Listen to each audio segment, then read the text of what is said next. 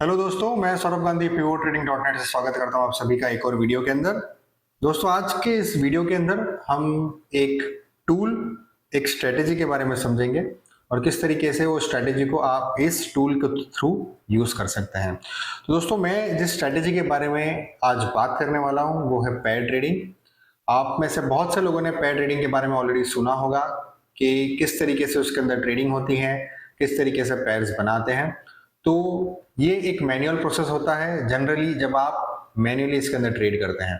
लेकिन यहाँ पर मैंने अपनी वेबसाइट पर कोरिलेशन को, इंटीग्रेशन को और रिग्रेशन को यूज करते हुए एक टूल बनाया है जिससे कि आपको ये पता चल सके कि कौन से पेयर सेम सेक्टर को बिलोंग करते हैं, कौन से पेयर्स एक अच्छे कोरिलेशन के साथ में एग्जिस्ट कर सकते हैं और कौन से पेयर्स की प्रोबेबिलिटी ज़्यादा अच्छे परफॉर्मेंस देने की रहती है।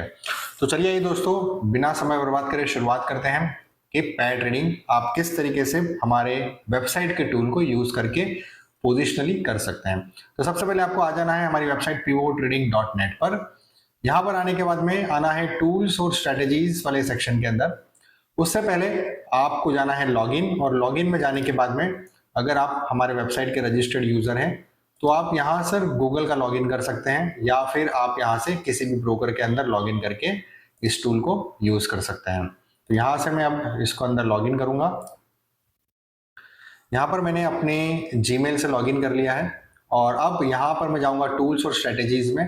फिर आप किसी भी ब्रोकर में जा सकते हैं और वहां पर जाने के बाद में आपको यहाँ पर आना है हेजिंग वाले सब मेन्यू के अंदर और फिर यहाँ से जाना है पेयर ट्रेड। और पेयर ट्रेड के अंदर पहला ऑप्शन है पोजिशनल पेयर ट्रेडिंग। ये दूसरे भी ऑप्शन है, ये सारे इंट्राडे के हैं, लेकिन इस वीडियो के अंदर हम बात करेंगे पोजिशनल पेयर ट्रेडिंग की। तो आ जाते हैं पोजिशनल पेयर ट्रेडिंग के अंदर। और पोजिशनल पेयर ट्रेडिंग में जब आप ओपन करेंगे दोस्तों, इस तरीके से आपको ये पेज ओपन होगा और यहाँ पर ये सारा डेटा प्री कैलकुलेटेड रहता है। एवरी फ्यू इंटरवल्स के अंदर ये सारा डेटा रिफ्रेश होता है, सारे इसके पैरामीटर्स जो है वो रिफ्रेश होते हैं। तो यहाँ पर हम सबसे पहले कोई भी पेयर सिलेक्ट करने के पहले हम सबसे पहले देखते हैं कि वो सारे पेयर्स जो है वो एक ही सेक्टर को बिलोंग करते हैं या नहीं, पहली चीज। दूसरी चीज हम देखते हैं कि उसका कोरिलेशन क्या है, वो अच्छे कोरिलेशन के पेयर्स होते हैं। और तीसरा यहाँ पर हम देखते हैं कि उसके अंदर जो डाइवर्जन हो चुका है पेयर्स के अंदर, या जो डिफरेंस हो चुका है, या उसकी जो डेंसिटी है, या उसका जो Z स्कोर है वो काफी ज्यादा हो चुका है, तब जाकर हम यहाँ पर उस पेयर को तीन अलग अलग कैटेगरीज के अंदर फिल्टर आउट करते हैं। पहली कैटेगरी है वीक, दूसरी कैटेगरी है नॉर्मल और तीसरी कैटेगरी है स्ट्रॉन्ग। तो यहां से आप देख सकते हैं सिग्नल स्ट्रेंथ के अंदर हमने डाला हुआ है वीक सिग्नल, नॉर्मल सिग्नल और स्ट्रॉन्ग सिग्नल। इसको और हम ज्यादा डिटेल में समझेंगे। तो ये हमारे इस टूल का बेसिस है। यहाँ पर दोस्तों आप देख सकते हैं जैसे टेबल के अंदर आपको फोर्थ कॉलम में दिखेगा डेट रेंज। तो हम यहाँ पर बेसिकली 2 साल के डेटा को लेते हैं, 2 साल के डेली कैंडल्स हिस्टोरिकल डेटा को यूज करके हम यहाँ पर कोरिलेशन आइडेंटिफाई करते हैं और उसी के बेसिस पे हम बाकी पैरामीटर्स आइडेंटिफाई करते हैं और ये जनरेट करते हैं सिग्नल्स कि वो वीक सिग्नल है, नॉर्मल सिग्नल है या स्ट्रॉन्ग सिग्नल है। ओके, तो चलिए दोस्तों इसके टूल्स के और सारे पैरामीटर्स समझने की कोशिश करते हैं। तो सबसे पहला है स्क्रिप्ट ग्रुप। यहाँ पर हम कोई भी स्क्रिप्ट के ग्रुप सिलेक्ट कर सकते हैं। जैसे आपको निफ्टी 50 के स्क्रिप्ट ही देखने हैं, आपने कोई अगर अपने चूज करे हुए 10-15 स्क्रिप्ट है, उसका एक प्रोफाइल बनाया है, तो वही स्क्रिप्ट अगर आप देखना चाहते हैं तो माई प्रोफाइल सिलेक्ट कर सकते हैं। उसी तरीके से निफ्टी आईटी के स्टॉक्स के अंदर ही आप पेयरिंग करना चाहते हैं तो निफ्टी आईटी सिलेक्ट कर सकते हैं। फिलहाल मैं इसको ऑल रहने देता हूँ। उसके बाद में है लॉट्स, इसका भी फिलहाल इतना ज्यादा यूज नहीं है तो आप इसको इग्नोर कर सकते हैं। फिर पेयर्स, बाय डिफॉल्ट यहाँ पर हम लोग 10 पेयर दिखाते हैं, आप यहाँ पर 500 पेयर्स तक सिलेक्ट कर सकते हैं। तो यहाँ पर आपको सारे जितने भी मैक्सिमम पेयर्स हो सारे पेयर्स आपको यहाँ पर आ जाएंगे। फिर आपके ऊपर आपको किस तरीके से उसके अंदर ट्रेड लेना है। चौथा है सिग्नल स्ट्रेंथ। जैसे मैंने बताया कि हम यहाँ पर कोई भी पेयर्स जो हम जनरेट होते हैं उसकी जो करंट डेंसिटी या Z स्कोर है उसके बेसिस पर हम आइडेंटिफाई करते हैं कि वो वीक पेयर है, नॉर्मल पेयर है या स्ट्रॉन्ग पेयर है। डेफिनेटली अगर वीक पेयर है तो उसकी प्रोबेबिलिटी रिवर्स होने की थोड़ी कम रहेगी, उसमें आपको लॉसेस पहले देखना पड़ सकता है फिर जाकर उसके अंदर आपको प्रॉफिट आए। नॉर्मल के अंदर आपको बहुत सी बार पेयर में ट्रेड लेते ही शायद प्रॉफिट आ जाए, बहुत सी बार आपको थोड़ा सा लॉस देखना पड़े फिर उसके बाद में वापस से वो रिवर्स करे तब आपको प्रॉफिट आए। और स्ट्रॉन्ग के अंदर ये बहुत खास प्रोबेबिलिटी, बहुत हाई प्रोबेबिलिटी होती है कि उसके अंदर आपको प्रॉफिट के चांसेस इमीडिएटली शुरू हो जाए, लेकिन उसमें भी कोई गारंटी नहीं है, कोई श्योरिटी नहीं है, लेकिन प्रोबेबिलिटी एक अच्छी होती है, बिकॉज हम जो काम करते हैं वो डेंसिटी और जेड स्कोर के बेसिस पे काम करते हैं। तो यहाँ पर उसके बेसिस पे जो है हमने यहाँ पर ये सिग्नल स्ट्रेंथ को आइडेंटिफाई बाइफरकेट किया हुआ है। उसके बाद में यहाँ पर आप जो फिफ्थ वाला सेक्शन देख रहे हैं, यहाँ पर हम इसको सॉर्टिंग के लिए हमने बनाया है। तो हम यहाँ पर सॉर्टिंग किस तरीके से करते हैं, तीन अलग अलग पैरामीटर्स पे हम इसको पेयर्स को सॉर्ट करते हैं। एक तो सिग्नल टाइम, मतलब जितना लेटेस्ट सिग्नल जो जनरेट हुआ है वो, फिर उसके बाद में करंट पीएनएल, मतलब उस पेयर के अंदर आज की तारीख में 2 साल पहले से जब हम शुरुआत करते हैं अगर उस पेयर की, तो 2 साल पहले जब हमने उसका शुरुआत किया और आज तक में उसके अंदर करंट पीएनएल जो है वो सबसे ज्यादा लॉस वाला पीएनएल कौन सा है वो सबसे पहले आ जाएगा, और फिर सबसे हाईएस्ट प्रॉफिट वाला जो पीएनएल है वो सबसे आखिरी में आएगा। और टुडे पीएनएल मतलब आज के दिन में, मतलब कल की जो क्लोजिंग थी और आज की जो करंट प्राइस है उनके बीच में जो पीएनएल है उस पर्टिकुलर पेयर का, तो वो पेयर उस पीएनएल के बेसिस पे यहां पर हम सॉर्ट आउट करते हैं इसको थोड़ी देर में और समझेंगे कि इसको किस तरीके से हम ट्रेड्स आइडेंटिफाई करने के लिए यूज कर सकते हैं। फिर ये रिफ्रेश बटन है, इस टूल को रिफ्रेश करेगा। लुकअप कस्टम पेयर्स और मैनेज पेयर्स प्रोफाइल को हम थोड़ी देर बाद देखते हैं। तो पहले हम यहाँ पर ये सारे पेयर्स जो आ गए हैं, तो यहाँ पर मैं सबसे पहले स्ट्रॉन्ग पेयर सिलेक्ट कर लेता हूँ और मैं यहाँ पे रिफ्रेश कर लेता हूँ। स्ट्रॉन्ग पेयर्स के अंदर देखिए मैंने सिलेक्ट किया स्ट्रॉन्ग पेयर और यहाँ पर मैंने सॉर्ट बाय टुडे पीएनएल, मतलब आज सबसे ज्यादा लॉस कौन से पेयर में हुआ है उसके बेसिस पे मुझे सिग्नल जनरेट करने हैं। तो यहाँ पर ये सारे स्ट्रॉन्ग पेयर्स आ गए। देखिए ग्रेन्यूल्स और डॉक्टर रेड्डी दोनों फार्मा सेक्टर से बिलोंग करते हैं। जब से हमने इसकी डेटा शुरू किया है 2 साल का, तब से इसके अंदर मैक्सिमम प्रॉफिट 2,40,000 रुपया आया है और मैक्सिमम लॉस 3,36,000 रुपया अभी तक आ चुका है। करंट पीएनएल जो चल रहा है वो 3,45,000 के लॉस में है, मतलब अगर 2 साल पहले का डेटा हम यूज करें और अभी तक में उस पेयर के अंदर 3,45,000 का लॉस पे है, मतलब ये बहुत ही ज्यादा डाइवर्स हो चुका है। तो इसके अंदर अब प्रोबेबिलिटी ज्यादा बनती है कि हम इसके अंदर यहां से ये वापस बैक टू मीन चला जाए, मतलब जीरो लेवल पे चला जाए जहां से इसने 2 साल पहले शुरुआत करी थी। तो उस प्रोबेबिलिटी पे ये करंट पीएनएल यहाँ पर आया है। और टुडे पीएनएल जो है वो देख सकते हैं आज, मतलब कल की जो क्लोजिंग थी इन दोनों शेयर्स की और आज की जो प्राइस है उसके बेसिस पे आज का पीएनएल इसके अंदर है। आज के दिन के अंदर इसमें जो एडिशन हुआ है पीएनएल का वो है -8794। ठीक है, तो इससे पता चलता है कि आज के दिन में इतना इसके अंदर लॉस बढ़ा है, मतलब और ज्यादा गैप बढ़ा है और ज्यादा ये डाइवर्ज हुए और ज्यादा एक दूसरे से दूर हुए हैं। तो इसके अंदर हम पैर कर सकते हैं ताकि इसके अंदर हमको वापस रिवर्स होने का चांसेस जो है, बैक टू मीन जाने का जो चांसेस जो है वो बढ़ा रहे। इसलिए हम जो सबसे ज्यादा लॉस वाले शेयर्स होते हैं उनको पैर जो होते हैं उसके अंदर हम सिलेक्ट करते हैं, जिससे कि हमको ये पता चल सके, जिससे कि हमारे को प्रोबेबिलिटी ये मिले कि उसके अंदर हमारे को रिवर्जन या प्रॉफिट जल्दी से जल्दी आने की प्रोबेबिलिटी बने। अब देखिए जैसे सेकंड है कोलपार और टाटा कंज्यूमर, इसके अंदर आज के दिन में 675 रुपीज का प्रॉफिट है, मतलब अगर जिसने भी कल इस पेयर के अंदर अगर ट्रेड लिया होता तो आज वो 675 रुपीज के प्लस में होता। अगर इसकी हम शुरुआत से 2 साल पहले से अभी तक की इसके अंदर प्रॉफिट और लॉस देखें तो अभी तक इसने 18,712 का मैक्सिमम प्रॉफिट दिया है और 4,70,000 के ये लॉस में जा चुका है, मतलब उतना डाइवर्ज हो चुका है, उतना फार अवे जा सकता है, उतना इसमें गैप बढ़ चुका है।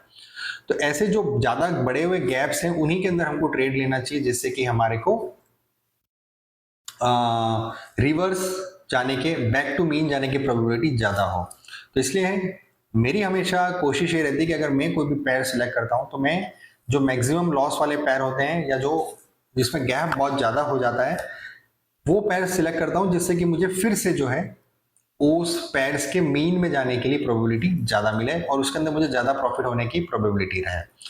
अब इसी का करंट पीएनएल अगर हम देखें तो 4,51,000 पर है, तो ये एक अच्छा पैर बन सकता है। ये अगर हम माने कि अभी तक 2 साल पहले और अभी के डेटा के अंदर इसके अंदर 4,51,000 रुपीज का इसके अंदर डाइवर्जेंस आ चुका है, तो यहाँ पर हम इस पैर के अंदर अगर हम ट्रेड लेते हैं, जैसे कि कोलपाल जो कि बढ़ चुका है ज्यादा और टाटा कंज्यूमर जो है वो नीचे उतना नहीं बढ़ा है या वो नीचे गिरा है। अगर मैं इसको आपको चार्ट के जरिए बताऊं, चलिए हम कोलपाल और टाटा कंज्यूमर को चार्ट के थ्रू देखते हैं। तो यहाँ पर मैं आपको सबसे पहले ले जाता हूँ कोलपाल, मतलब कोलगेट पाल्मोलिव का शेयर।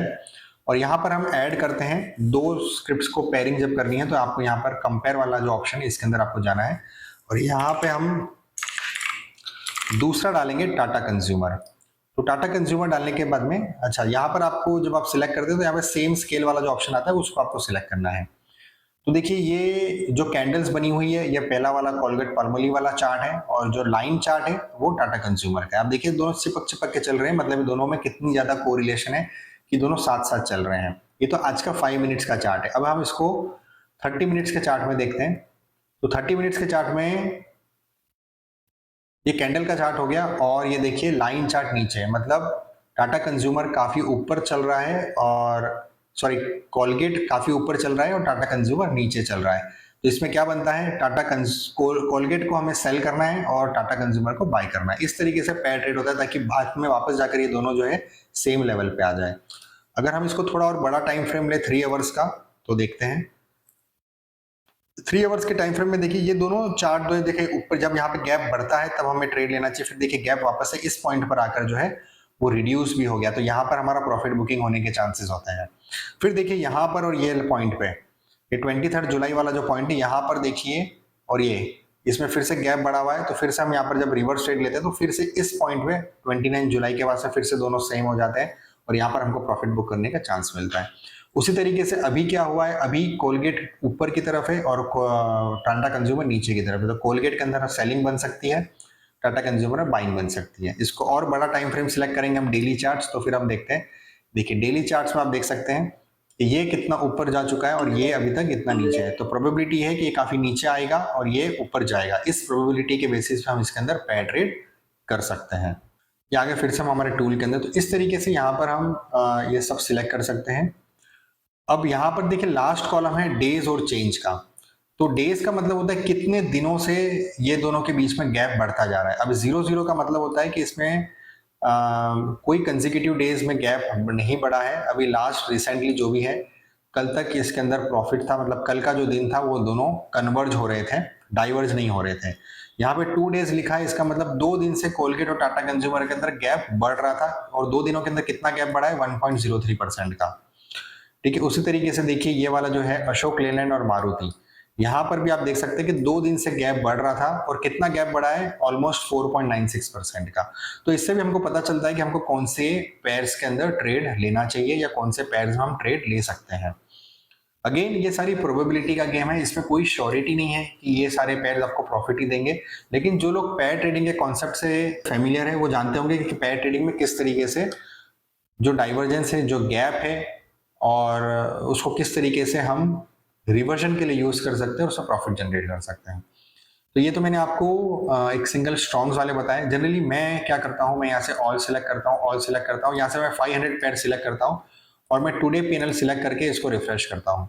उसके बाद में जो पहला यहाँ पर जो सबसे ज्यादा हाईएस्ट पीएनएल आज के दिन में जिस जो पेयर में सबसे ज्यादा लॉस होता है उस पेयर पे मैं अपनी नजर घुमाता हूँ। तो देखिए सबसे पहले है एनटीपीसी और पावर ग्रिड। ठीक है, पहली चीज हमको ध्यान देनी है कि ये वीक पेयर है, तो इसके अंदर हमें इतनी जल्दबाजी नहीं करनी चाहिए ट्रेड लेने के लिए। तो पहला पॉइंट तो ये कि हमको यहाँ पे देखना चाहिए या तो नॉर्मल हो और स्ट्रांग हो, तो हमारी प्रोबेबिलिटी ज्यादा अच्छी रहेगी इससे प्रॉफिट होने की। दूसरी चीज हमको देखनी है कि आज का पीएनएल 49,000 का इसके अंदर आज के दिन में लॉस हुआ है, मतलब आज के दिन में ये दोनों पैर एक दूसरे से ज्यादा दूर हुए हैं, इसमें गैप उतना ज्यादा बड़ा है। तो देर इज हाई प्रोबेबिलिटी कि कल के दिन में या आने वाले दिनों में ये वापस से जो है ये जो 49,000 का लॉस है ये वापस से 0 पे आ जाएगा। तो इसके लिए हम यहाँ पर रिवर्स ट्रेड ले सकते हैं, मतलब कि एनटीपीसी को सेल करना है, पावर ग्रिड को बाय करना है। लेकिन टुडे पीएनएल के साथ में हमको करंट पीएनएल भी पे ध्यान देना चाहिए। करंट पीएनएल आप देखिए 2,48,910 के प्रॉफिट में चल रहा है, मतलब ये पैर ऑलरेडी जो है ऑलरेडी 2,48,000 के पैर में ये प्रॉफिट में चल रहा है अभी भी, और उस प्रॉफिट के अंदर आज 49,000 का लॉस हुआ है। ठीक है, तो इसके अंदर ऑलरेडी जो है ये गैप बढ़ा था, लेकिन गैप बढ़ने के बाद में अब वो गैप काफी कम हो गया और हमें इसमें प्रॉफिट आ रहा है।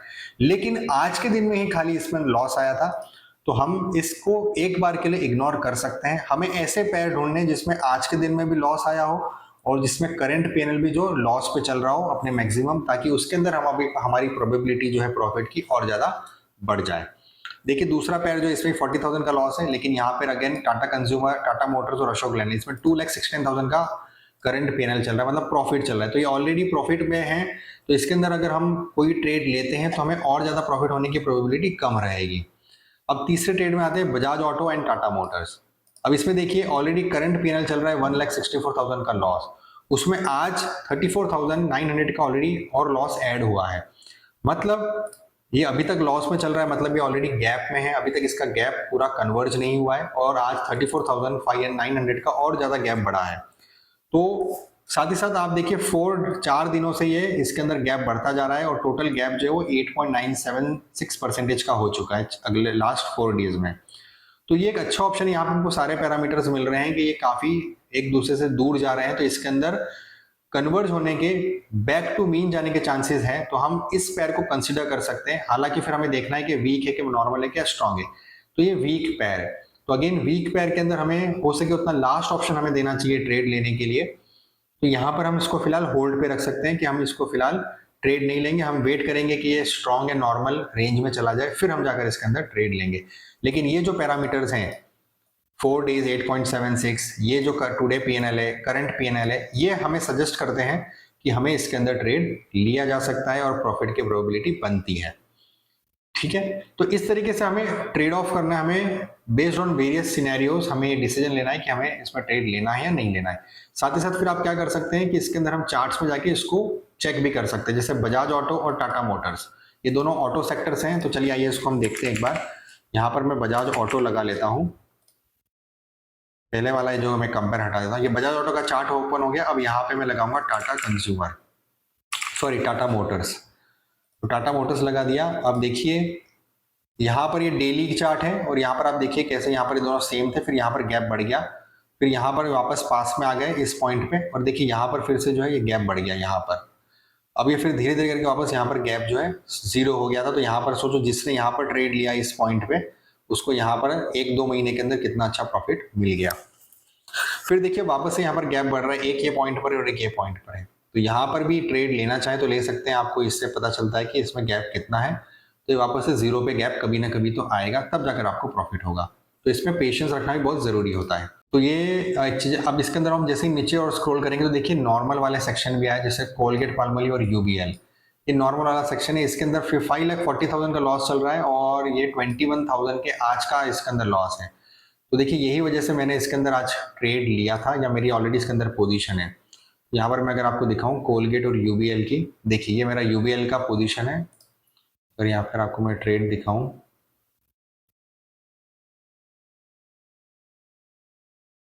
ये देखिए मैंने तकरीबन 11:52 51 मिनट में यूबीएल को मैंने बाय किया है और कोलगेट पाल्मोलिव को मैंने सेल किया है। यहाँ पर आप देख सकते हैं। तो ये मेरा ट्रेड था, मैंने यही देखकर, इसी चीज को देखकर लिया था कि यहाँ पर ये नॉर्मल ट्रेड है।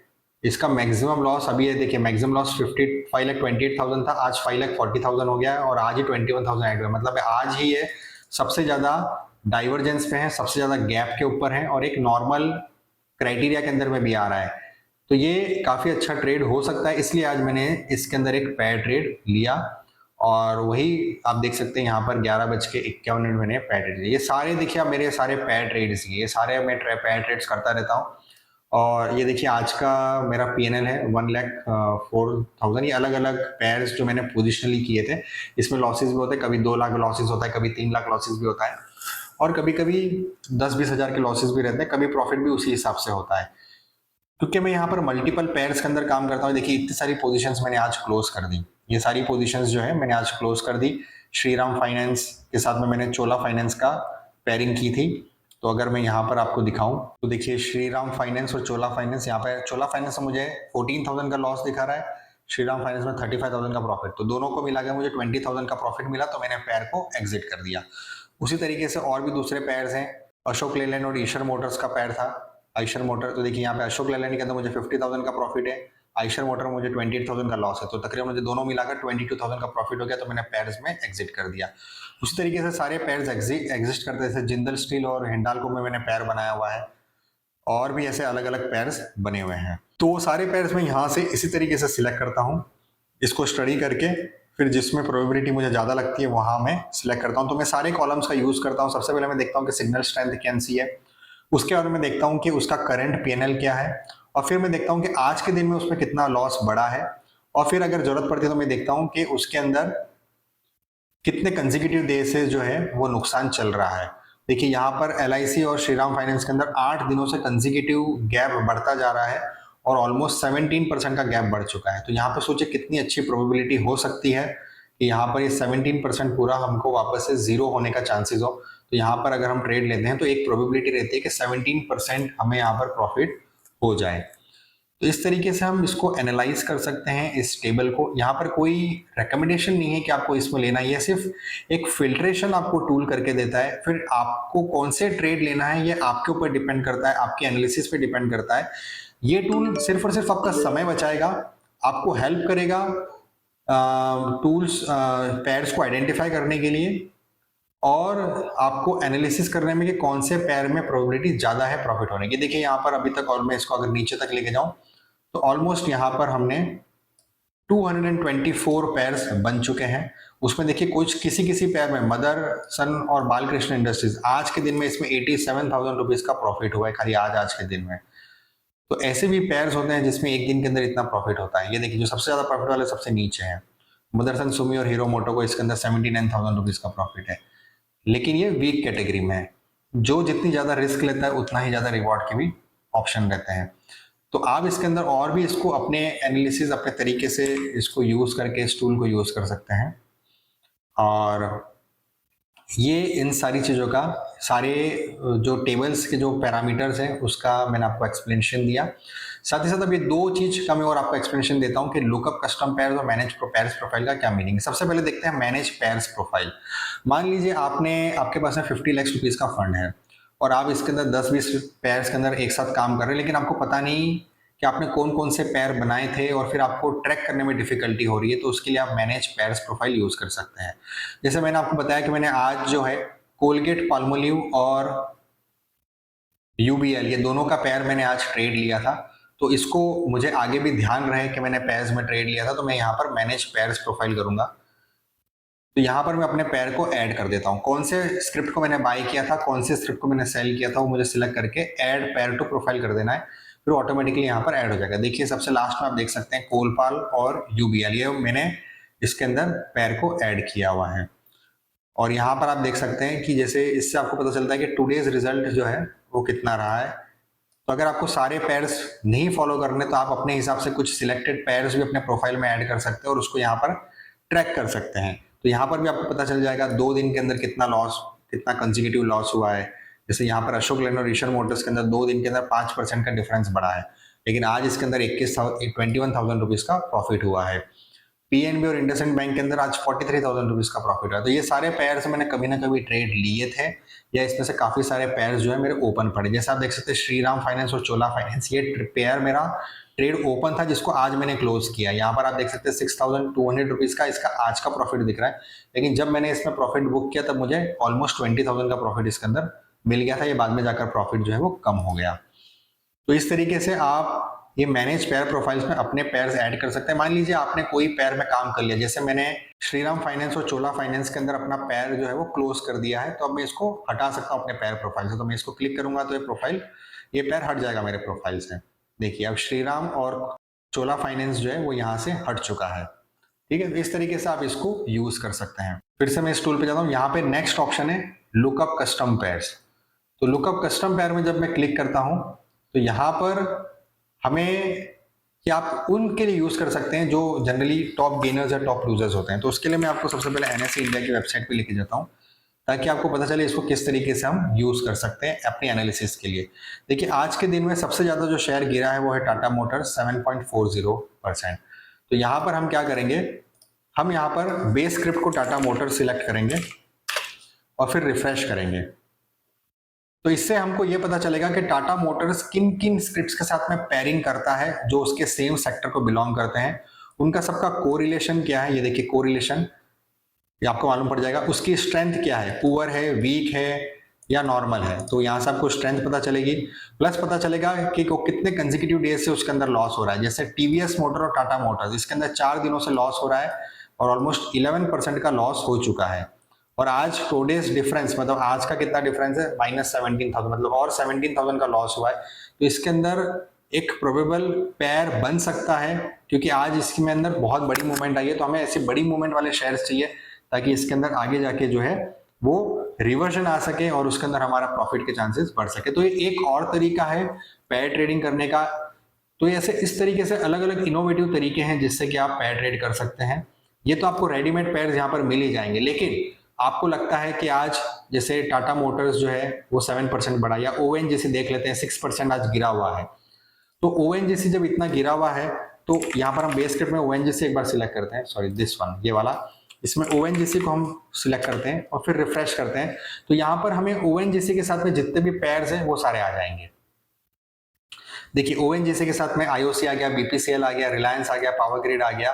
तो कोई कोई पेयर के अंदर ओएनजीसी बाय के अंदर बनता है और किसी किसी पेयर में ONGC as a selling script है। तो यहाँ से आप डिसाइड कर सकते हैं कि किसका कोरिलेशन ज्यादा है, आज किसके अंदर कितना लॉस हुआ है, कौन से स्क्रिप्ट में कितने दिनों से लॉस चल रहा है पेयर के अंदर। उसके हिसाब से आप एक प्रोबेबल पेयर चूज कर सकते हैं अपनी ट्रेडिंग करने के लिए और उसमें एक अच्छा खासा प्रॉफिट जनरेट कर सकते हैं। तो ये मैंने आपको बताया लुकअप कस्टम पेयर का बेनिफिट। अब मान लीजिए आपने कोई पेयर सिलेक्ट किया और उसके अंदर आकर आपको लॉस हो रहा है, क्योंकि बहुत सी बार प्रोबेबिलिटी ये है कि आप पेयर जैसे ही सिलेक्ट करेंगे, ट्रेड लेंगे, तो आपको डे 1 से प्रॉफिट होना शुरू होगा, ऐसा जरूरी नहीं है। तो आप अपनी तरफ से दो तरीके यूज कर सकते हैं। आप अपना एक स्टॉप लॉस लगा सकते हैं कि भाई मैं 10,000 तक का लॉस देखूंगा, 20,000 तक का लॉस देखूंगा, या 50,000 तक का लॉस देखूंगा।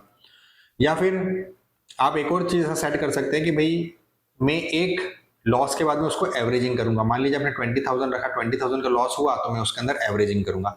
जैसे मैं कभी भी किसी भी पेयर के अंदर लॉस बुक नहीं करता हूं, मैं फंड्स को यूज करके अगर किसी पेयर में लॉस हो रहा है तो मैं उसके अंदर एवरेजिंग करता हूं और उसकी क्वांटिटी बढ़ा देता हूं। ठीक है, अब अगर आप देखेंगे यहाँ पे तो सबसे ज्यादा लॉस जो है मुझे ग्रेन्यूल्स के अंदर हो रहा था। अगर मैं आपको यहाँ पर अपनी पोजीशंस दिखाऊं तो देखिए ग्रेन्यूल्स के अंदर मुझे ओवरऑल पीएनएल देखिए, ग्रेन्यूल्स के अंदर मुझे 2,31,000 रुपीज का लॉस हो रहा है। हालांकि आज के दिन में ये प्रॉफिट में है और ये आज के दिन में यहाँ पर 1 लाख के प्रॉफिट में था, लेकिन क्लोज होते ये 39,000 के प्रॉफिट में ही रह गया। अब यहाँ पर आप देखिए इसका लॉट साइड ग्रेन्यूल्स का 2,000, मैंने ऑलरेडी यहाँ पर 6,000 क्वांटिटी सेल करके रखी है, मतलब ऑलमोस्ट 3 लॉट मैंने इसके सेल करके रखे हुए हैं। और ग्रेन्यूल्स के साथ मैंने सिलेक्ट किया था सिप्ला, तो सिप्ला के अंदर में भी देखिए मुझे ओवरऑल 25,000 रुपीज का लॉस हो रहा है। और तो इस तरीके से अगर आप देखें तो 2,31,000 प्लस 25,000 मुझे ऑलमोस्ट 2.5 लाख रुपए का लॉस हो रहा है इस पेयर के अंदर, क्योंकि मैंने इसके अंदर एवरेजिंग भी करी है और इसके अंदर कंटिन्यूसली गैप बढ़ते जा रहा है। लेकिन मैं इस पोजीशन को होल्ड कर रहा हूँ क्योंकि मुझे मालूम है आज नहीं तो कल कभी ना कभी इसके अंदर ये जो गैप है वो रिड्यूस होगा और मुझे उस समय इसके अंदर प्रॉफिट होने की प्रोबेबिलिटी रहेगी। तो ये मेरे काम करने का तरीका है, लेकिन आप अपनी कैपेसिटी के ऊपर ये एक ट्रेड कॉल ले सकते हैं कि अगर मुझे 20,000 का लॉस होता है तो मुझे उसको एग्जिट कर देना उस पेयर को लॉस के साथ में, या अगर आपके पास में कैपेसिटी है एवरेज आउट करने की तो आप उसको एवरेज आउट भी कर सकते हैं। लेकिन एवरेज आउट करने में हमेशा रिस्क रहती है कि वो लॉस आपका फिर एक्सपोनेंशियली और बढ़ता जाता है, लेकिन आपके पास फिर उतनी कैपेसिटी होनी चाहिए उस लॉस को बेयर करके खड़े रहने की। उसी तरीके से आप एक वैल्यू ये भी डिसाइड कर सकते हैं कि मुझे 10,000 का प्रॉफिट हो रहा है या 20,000 का, 30,000 का, 50,000 का प्रॉफिट होगा तो मैं उस पेयर में से निकल जाऊंगा। तो वो भी आप डिसाइड कर सकते हैं। जैसे मैंने देखी यहाँ पर मुझे किसी किसी पेयर्स में 20,000 25,000 का प्रॉफिट होता है तो मैं निकल जाता हूँ। जैसे मैंने आपको दो पेयर बताए, आयशर मोटर्स और अशोक लेलैंड, और चोला फाइनेंस और श्रीराम फाइनेंस, ये दोनों के अंदर मुझे 20,000 से ज्यादा का प्रॉफिट हुआ, किसी में 15,000 का प्रॉफिट हुआ तो मैं उसमें एग्जिट कर गया। बहुत सी बार ऐसा भी होता है कि किसी पेयर्स के अंदर मैं एग्जिट कर जाता हूँ और उसके बाद में वो फिर से रिवर्स हो जाता है तो मैं फिर से उसके अंदर पोजीशन बना लेता हूँ। और यही सारी चीजें मैं अपने टेलीग्राम चैनल पे भी अपडेट करता रहता हूँ कि मैं कौन से पेयर में ट्रेड ले रहा हूँ, मेरा उसके अंदर कितना प्रॉफिट एंड लॉस चल रहा है, या मैंने कौन से पेयर के अंदर प्रॉफिट बुक किया, या कौन से पेयर को मैंने एवरेज आउट किया। तो ये कुछ कुछ चीजें जो है मैं उसमें अपने टेलीग्राम चैनल पे भी शेयर करता रहता हूँ। तो ये सारी चीजें मैंने आपको इस टूल रिलेटेड बता दी। हो सकता है आपके बारे में, आपके पास में भी इस टूल को लेकर जब आप इसको यूज करेंगे देखेंगे तो आपके दिमाग में भी काफी सारे इनोवेटिव आइडियाज आएंगे। आपके पास में अगर कुछ ऐसे आइडियाज हैं, आपको लगता है कि जिन आइडिया से टूल को और ज्यादा बेहतरीन बनाया जा सकता है, कुछ और फीचर्स जो इस टूल में ऐड किए जा सकते हैं, तो आप डेफिनेटली बेहिचक मुझे मेरे व्हाट्सएप नंबर पे आप अपने आइडियाज और अपने डिटेल्स को शेयर कर सकते हैं। हम उस पर डिस्कस करके अगर वो वर्थ होगा तो उसको मैं जरूर इस टूल के अंदर इनकॉर्पोरेट करने की कोशिश करूंगा। अगर आपको ये टूल पसंद आया हो ये स्ट्रेटेजी पसंद आई हो तो इसको लाइक ज़रूर कीजिएगा और भी अपने दोस्तों यारों के साथ इसको शेयर कीजिएगा। इस टूल का सिर्फ एक ही डिसएडवांटेज है कि इस टूल के अंदर आपको जो कैपिटल लगता है वो बहुत हाई कैपिटल की रिक्वायरमेंट होती है, क्योंकि इसके अंदर छोटे कैपिटल के साथ आप काम नहीं कर सकते, क्योंकि हम यहाँ पर पोजिशनल ट्रेड कर रहे हैं। तो पोजिशनल के अंदर आपको एक स्क्रिप्ट को बाय करना होता है, एक स्क्रिप्ट को सेल करना होता है। ये आप इक्विटीज में नहीं कर सकते। इक्विटीज में सिर्फ आप बाय कर सकते हैं पोजिशनली आप सेल करके नहीं चल सकते। तो इसलिए इसको आप पेयर ट्रेडिंग को आप पोजिशनली इक्विटीज में करना डिफिकल्ट है। हाँ, लेकिन अगर आप इंट्राडे में करते हैं तो इंट्राडे में आपको प्रॉफिट होगा या उस पेयर के अंदर सेम डे आपको प्रॉफिट आ जाएगा, ऐसी कोई गारंटी नहीं होती। इसलिए इक्विटीज के अंदर, क्योंकि इक्विटी में लो कैपिटल लगता है, लेकिन उतने लो कैपिटल के अंदर पोजिशनली इक्विटीज में काम करना डिफिकल्ट है। इसलिए सिर्फ और सिर्फ एक ही डिसएडवांटेज इस टूल का यह है कि यहाँ पर हाई कैपिटल की रिक्वायरमेंट है। तो ये टूल सिर्फ उन्हीं लोगों के लिए है, या ये टूल वही लोग यूज कर पाएंगे जो हाई कैपिटल के साथ में काम कर सकते हैं और जो इसमें काफ़ी अच्छे प्रॉफिट एंड काफ़ी अच्छे लॉसेज होते हैं, तो उन प्रॉफिट एंड लॉसेज को देखने की कैपेसिटी भी रखते हो। तो ठीक है दोस्तों, इसी के साथ मैं इस वीडियो को विराम दूंगा। उम्मीद करता हूं आपको इस वीडियो से काफ़ी कुछ सीखने को मिला होगा और आप बाकी लोगों के साथ में भी इस वीडियो को शेयर करेंगे, उनके साथ में भी इस नॉलेज को आगे बढ़ाएंगे। नेक्स्ट वीडियो में जल्द आप लोगों के साथ मुलाकात करूंगा दोस्तों। तब तक के लिए जय हिंद, जय भारत।